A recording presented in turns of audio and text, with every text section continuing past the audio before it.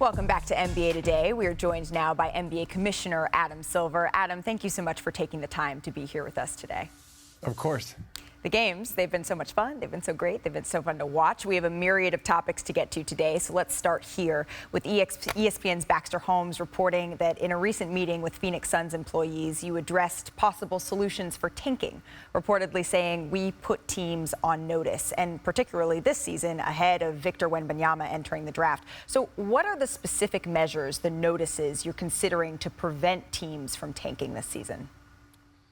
Well, let me just say, of course, that's not the reason I was in Phoenix talking to their staff. But, you know, after we talked about the situation there, I think I got some general questions about what was happening in the league.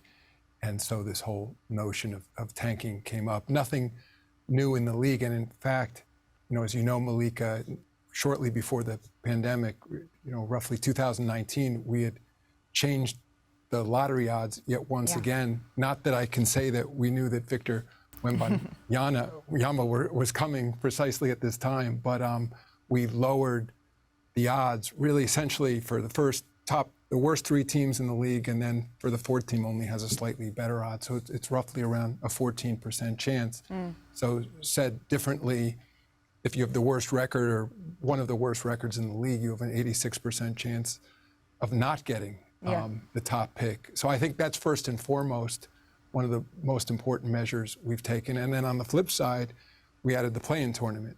And the idea of the play-in tournament is that if you're a team that starts slow or has an injury beginning early on in the season, that it's not worth throwing in the towel on the season because you can come back and actually make the playoffs. So those are the things we've done. I mentioned, and Baxter Holmes reported it, some other areas that we've looked at over the years. I can't say I was deadly serious about talking about relegation because we don't have the same system as European soccer, and it would make no sense to send an NBA team to the G League or the G League team up to the NBA.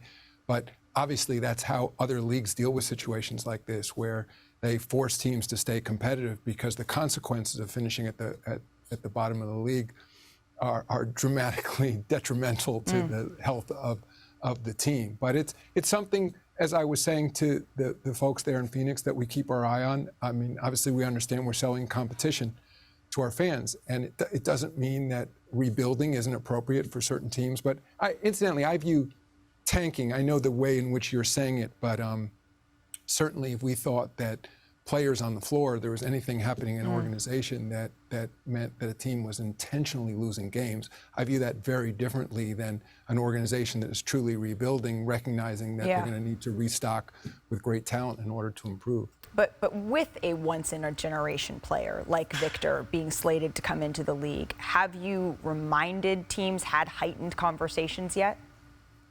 In a general way, we have. I mean, I think everyone understands that. As I said, I think most importantly, you're dealing with a 14% chance of getting the first pick, so teams understand that. I agreed. I was listening to part of the show from Ramona and Kendrick before I came on, talking about the basketball gods. I'm in that camp too. I recognize at the end of the day, analytics are what they are, and it's not about superstition. 14% chance arguably is better than 1% chance or no percent chance.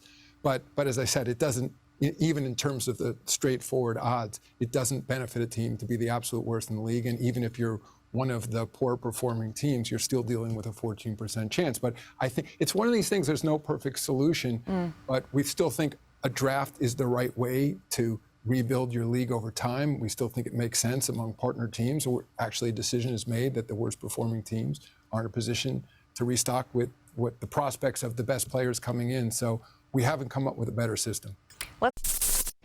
Thanks for watching ESPN on YouTube. For live streaming sports and premium content, subscribe to ESPN+.